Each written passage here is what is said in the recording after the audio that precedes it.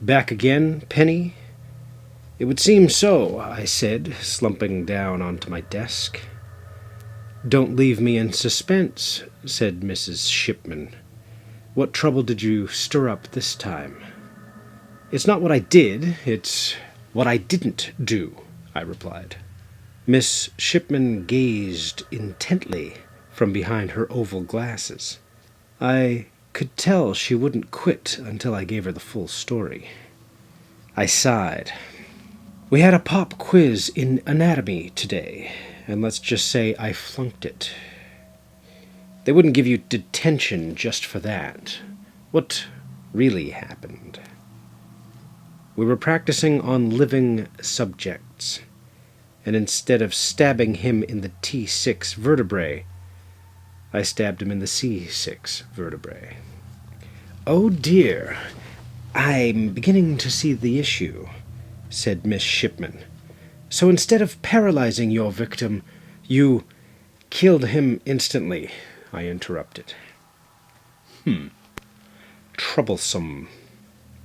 Mrs. Berkowitz said it's difficult to capture live subjects for tests, so she sent me here as punishment. Humans have so many vertebrae on their bodies, I can see how you might get confused. Thank you, I said. Exactly. But you and I both know you ended that man's life on purpose. I opened my mouth to protest, but then shut it without making a peep. Miss Shipman could always see right through me. I guess I don't see the point of making him suffer, I mean. If we were just going to kill them anyway, why does he have to suffer? A perfectly valid question. So then why? I asked. I suppose the simplest explanation is because your teacher told you to. If she wanted you to make him suffer, then you should have followed her instruction. It would have saved you another trip here to detention. That's dumb, I said. Perhaps. But I find that life can often be quite dumb. There's not much we can do about it. I put my head between my hands and groaned. Miss Shipman, I don't think I belong here. Don't say that. It's true. Everybody thinks I'm going to be a great serial killer like my parents were. But every time I think about murdering somebody, I get frustrated. I feel like killing makes the world a worse place. Miss Shipman took a deep breath and pushed her glasses up. Penny, have you ever thought about who you want to kill? I haven't given it much thought, I said. There are many serial killers out there, and their victims are just as varied.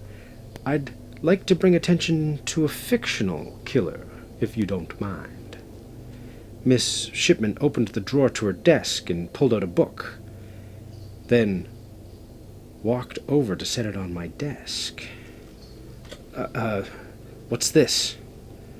A book for you to read. It's called Darkly Dreaming Dexter, and it's about a serial killer who kills serial killers.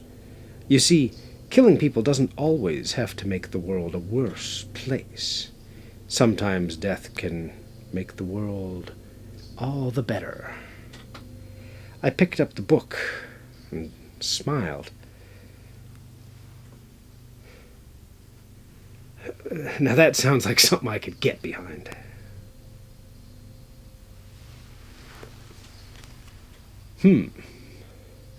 A school for serial killers. Interesting.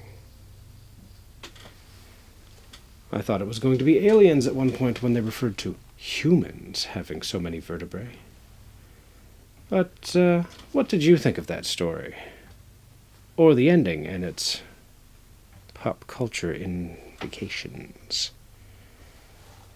Either way, I thank you for joining me here today, and I do hope that you'll join me again in the future for more Frail Blaze tales, where perhaps I won't have so many candles that it takes an unusual amount of time to put them all out. Bye.